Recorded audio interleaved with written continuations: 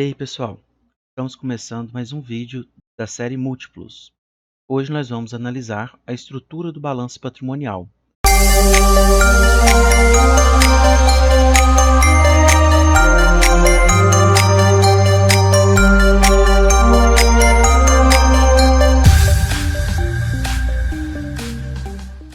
Primeiramente, o que é um balanço patrimonial? Nós vamos fazer uma análise de todo o patrimônio da empresa, tanto de ativos ou receitas, quanto de credores e financiamentos, coisas a pagar. Primeiramente, vamos considerar o que ela tem a receber. Tudo que tem a receber vai ser considerado do lado da esquerda, vão ser chamados de ativos. Primeiramente, vamos falar dos ativos circulantes. É tudo que a empresa tem que pagar no próximo ano. Isso daí vai estar o dinheiro que ela tem disponível em caixa, as aplicações. Aqui, aplicações não são investimentos de outras empresas. Aplicações aqui é, por exemplo, ela ir lá e comprar tesouro, fazer esse tipo de aplicação. Temos os estoques, né, que a empresa tem que comprar, isso aí também é ativo, porque a empresa vai vender, e as despesas pagas antecipadamente. Isso daí são os ativos circulantes. Em seguida, nós temos os ativos não circulantes, ativos que vão ser recebidos em mais de um ano ou que está imobilizado para fazer as operações da empresa. Isso daí nós temos depósitos judiciais e incentivos fiscais, que são as partes de dinheiros a serem recebidos aí para depois de um ano. E em seguida nós temos investimentos, que vão ser realmente ações ou partes de outras empresas, né, controladas pela nossa empresa. Tem a parte de imobilizados, que é toda a estrutura que é utilizada no processo de fabricação da sua atividade fim, e os intangíveis. Os intangíveis vai ser, por exemplo, software, coisas que não têm uma característica física. Ou seja, você pode ver que essa parte aqui tem uma parte que é fixa e uma parte que ela vai receber depois de um ano. Na segunda parte, nós temos o que ela tem que pagar. A parte que ela tem que pagar também vai ser dividida na primeira parte, que é coisas a serem pagas no próximo ano, ou seja, você pode ser chamado de passivo circulante, da mesma coisa do ativo circulante. Aqui nós temos fornecedores, salários, encargos, contas em geral a serem pagas no próximo ano, obrigações fiscais, empréstimos e dividendos. Essas são as coisas principais da empresa. Tem outras coisas, mas essas aí são as características principais a serem observadas. E depois nós temos os passivos a serem pagos depois de um ano, que vão ser também financiamentos, né? Ou seja, o primeiro são financiamentos e empréstimos de curto prazo e depois de longo prazo, que é para depois de um ano. E nós temos também passivos com partes relacionadas, que são controladoras, tributos e provisões fiscais, que vão ser depois pagos depois de um ano. Nisso daí, então, nós podemos dividir em duas partes, né? Primeiramente, nós temos as partes a receber e a parte a pagar. E essas partes podem ser divididas em receber e pagar a um ano e receber e pagar a mais de um ano. Essa parte receber a mais de um ano também tem a parte da estrutura operacional e coligadas. São estruturas da empresa, chamada estrutura fixa. Quando nós fazemos tudo que tem que receber da empresa menos tudo que você tem que pagar da empresa, isso daí vai ser chamado de patrimônio líquido. Ou seja, no balanço patrimonial, você tem o patrimônio líquido, que é tirar tudo que você tem que receber de tudo que você tem que pagar. Nisso daí, nós temos então praticamente o quê? Nós temos tudo que a empresa tem a receber, que é chamado de ativos. Isso daí vai ser passado para o outro lado e subtraído dos passivos, resultando num patrimônio líquido. Patrimônio líquido positivo significa que tudo que ela tem que receber menos tudo que ela tem que pagar resulta numa quantidade positiva, né? O que é natural de uma empresa acontecer, a não ser que ela tenha um desequilíbrio aí econômico. Nisso daí, então, nós encontramos a fórmula ativo menos passivo, ativo total menos passivo total, vai ser igual patrimônio líquido, né? Também podemos encontrar a fórmula ativo, esse ativo lá de cá todo, vai ser do mesmo tamanho de passivo mais patrimônio líquido. Isso daí serve para nós fazermos futuramente as comparações entre ativos, passivos e patrimônios líquidos da empresa. Seguindo, nós temos que patrimônio líquido pela última fórmula, ela vai ser igual a ativo menos passivo. Ou seja, se nós tivermos que os ativos são menores do que os passivos, nós temos que esse lado de cá da equação fica maior, logo ela fica negativa. Então, nós temos um patrimônio líquido negativo. Patrimônio líquido negativo significa que depois da empresa quitar todas as suas contas e receber tudo, ela vai ficar devendo ainda. Agora vamos para os múltiplos que nós vamos analisar. O primeiro dos múltiplos vai ser capital de terceiros no passivo total. Isso daqui representa quanto do passivo, ou seja, quanto dessa parte de cá, está sendo financiada por empréstimos e financiamentos. Ou seja, nós estamos querendo saber isso, nós vamos pegar os empréstimos e financiamentos, ou seja, empréstimos dos dois lados, tanto de passivos circulantes como de passivos não circulantes, e vamos dividir pelo passivo total, para saber quanto disso daqui está sendo financiado por dinheiro de terceiros. Nisso daí nós temos que capital de terceiro no passivo total é igual aos empréstimos dos dois lados, tanto de curto e longo prazo, dividido pelo passivo total. Em seguida, nós temos o grau de endividamento. O grau de endividamento, nós vamos analisar praticamente a mesma coisa. Nós vamos observar o capital de terceiro e nós vamos dividir agora pelo patrimônio líquido, pois o patrimônio líquido é a quantidade de dinheiro total que a empresa tem, que é dela. Não é de fornecedores, nem de dinheiro que ela tem que pagar para funcionários, é o resultado final da empresa, se ela fechasse hoje. Ou seja, o grau de endividamento vai ser quanto que tem de dinheiro de terceiro relacionado com o patrimônio líquido dela. Quanto menor esse grau de endividamento, é melhor, né? Significa que você está tendo mais retorno por menos dinheiro financiado. Grau de imobilização. O grau de imobilização, ele vai ser o quê? Você vai pegar tudo que tem de ativo fixo, ou seja, investimentos, que são empresas controladas pela nossa empresa, imobilizado, que são estruturas ou maquinários que a empresa utiliza aí para sua atividade fim, e os intangíveis, que são softwares, cursos, esse tipo de coisas que não têm uma característica física. Mas você pode observar que isso aqui está fixo. A empresa não tem como gerar dinheiro com isso daqui rapidamente.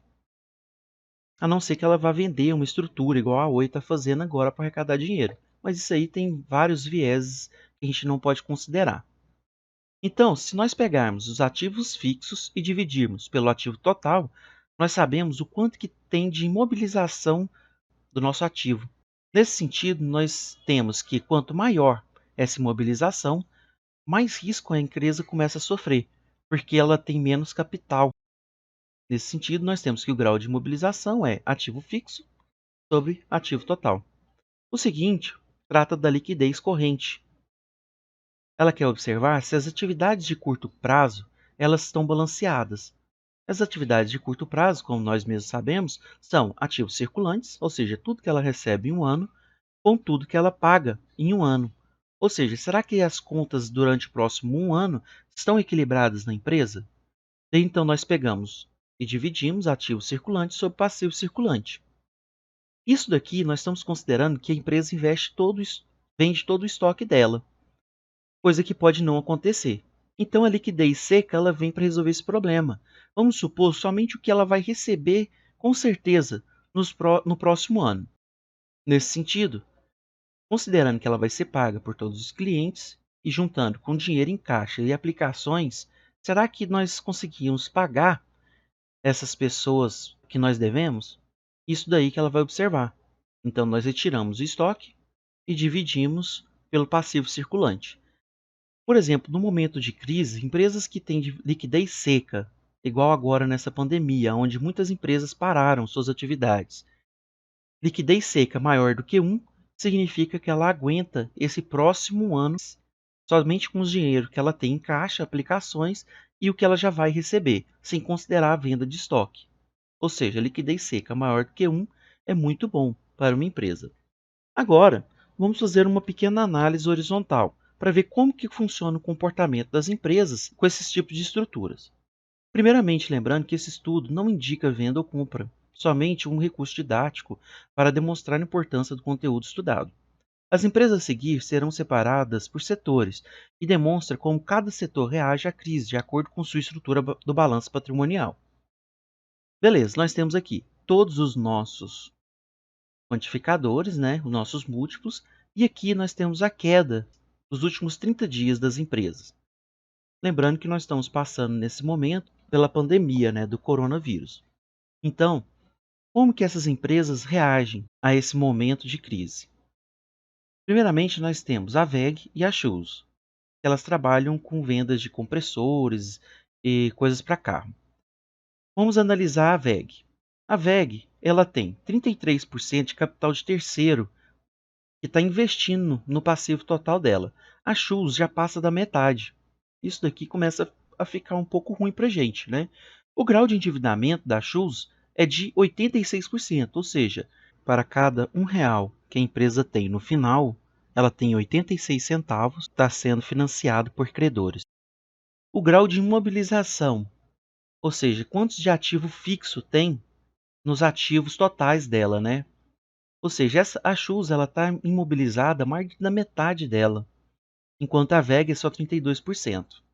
A liquidez corrente das duas são boas e a liquidez seca também. Ela tem caixa para se manter aí durante o próximo ano, sem vender o seu estoque. Porém, nós podemos verificar que a WEG, nos últimos 30 dias, caiu só 18%, enquanto a Shoes caiu 43%. Isso é um reflexo do grau de mobilização, mostrando que o capital dela está sendo comprometido, né, o capital de giro. O grau de endividamento da Shoes, mostrando que o tanto que ela recebe no final de tudo, ela tem muito investimento a ser pago. E o capital de terceiros, que é 68% do passivo dela.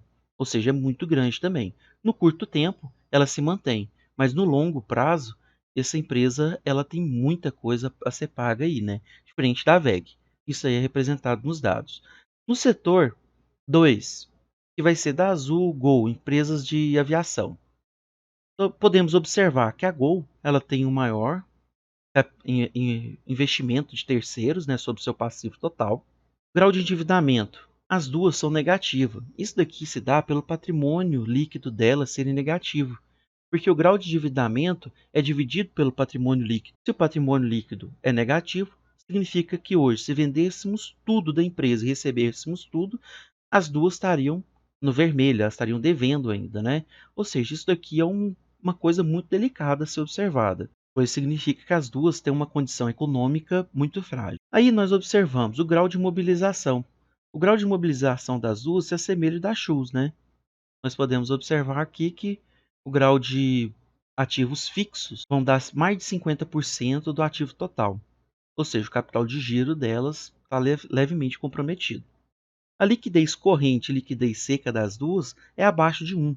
Ou seja, no próximo ano elas já não suprem as necessidades dela. Elas estão abaixo dos débitos dela. Isso daí pode ser visto, né? Que ela é igual a Shoes. Como ela tem condições aqui até pior do que a Shoes, ela caiu mais. Apesar de ter necessidades diferentes, porque são de setores diferentes.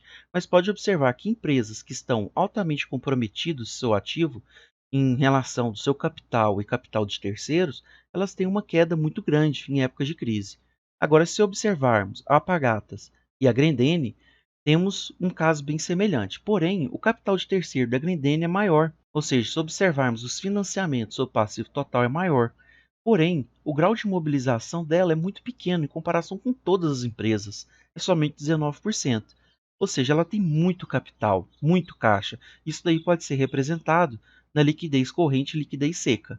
Ou seja, apesar dela ter um capital de terceiro investindo fortemente no seu passivo, nós temos que ela tem condição de caixa para manter isso daí no próximo ano. Aqui 7,98, 8 vezes praticamente a necessidade dela do próximo ano em caixa. Então ela passa suave sobre a crise. Ou seja, vocês podem observar que empresas que têm a estrutura do patrimônio líquido mais sólida, elas caem menos. Empresas que têm estrutura de seu patrimônio líquido mais prejudicada, elas caem mais. Vocês podem observar que A empresa Alpargatas, ela tem um grau de imobilização de 47%. Porém, no próximo ano, ela não necessita de vender o seu estoque. Ela ainda tem condição de pagar somente com o recurso que ela tem disponível. Isso daí dá uma confiança muito grande, mostrando ainda que seu grau de endividamento não é tão grande, é só de 18%.